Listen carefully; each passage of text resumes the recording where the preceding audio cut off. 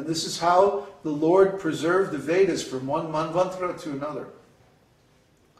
So if he's going to make an arrangement like that, even when all the earthly planets are devastated, don't you think he's going to make some arrangement to save his Vedic culture and his devotees during this tiny, small devastation between two chakras of a yuga?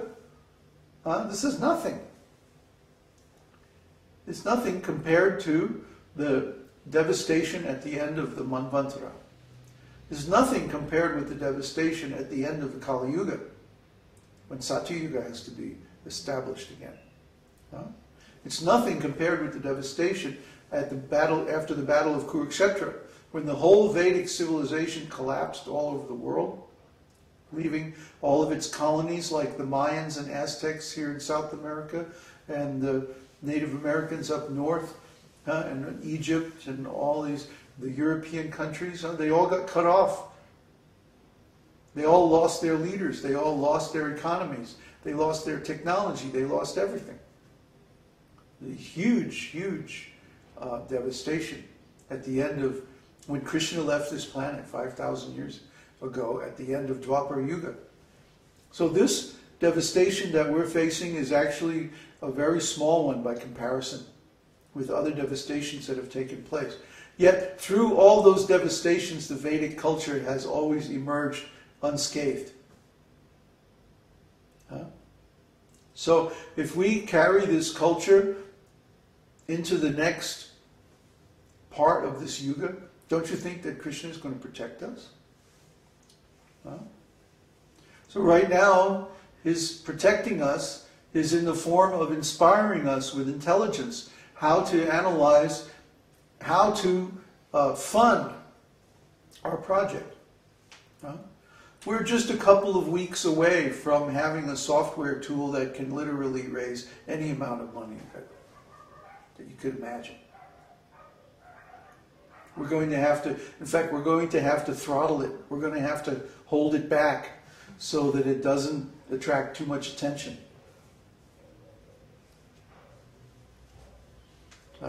If we started raising trillions of dollars, I think we might get a little bit of the wrong kind of attention. So we're going to have to hold it back. I'm not boasting. I'm just telling you what we're doing, okay? Krishna, if he wants, Prabhupada said this on more than one occasion, if Krishna wants, he can give us the whole world. Try to understand. This is Krishna's world. This is Krishna's planet. All the people are Krishna's people. All the funds and all the properties and all the resources are all Krishna's. If Krishna wants, he can give everyone their share. And if Krishna doesn't want, then nobody will have anything. Try to understand. One time Prabhupada said, if I had 5 men of the quality of Yudhishthira, I could take over this planet in 18 days.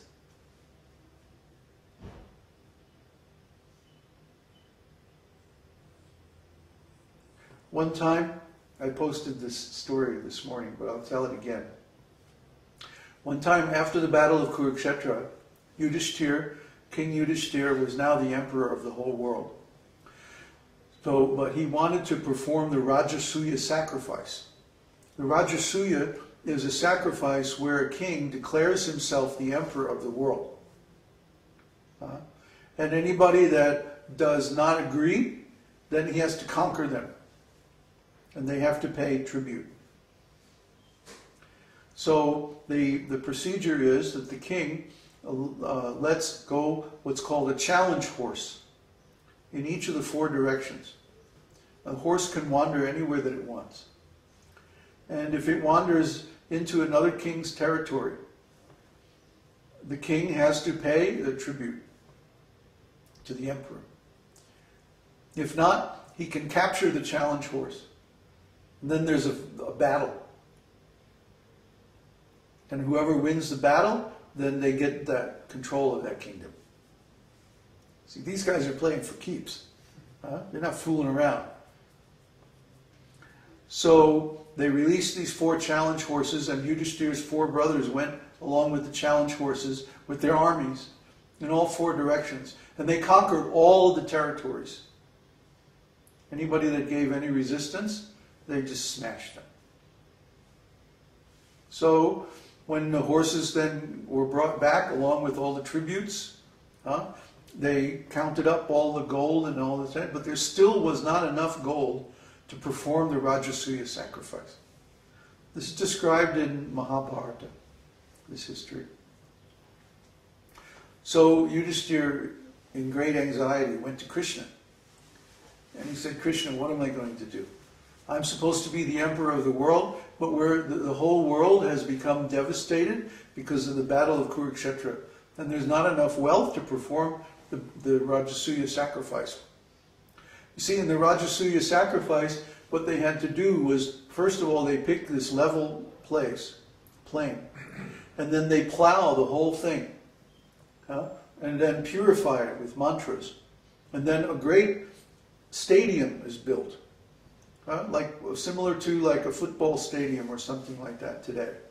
Great stadium, and then all the people and all the kings and everyone is invited from the whole kingdom to come. And then there's this enormous sacrificial arena where there are hundreds of brahmanas engaged in offering sacrifices and chanting mantras and like that. I'll take care of those dogs, please.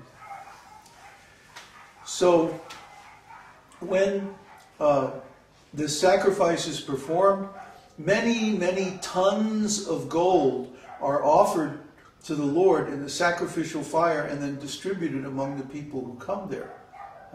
If you can't satisfy everyone with gifts of gold and jewels and stuff like that, then the sacrifice is a failure.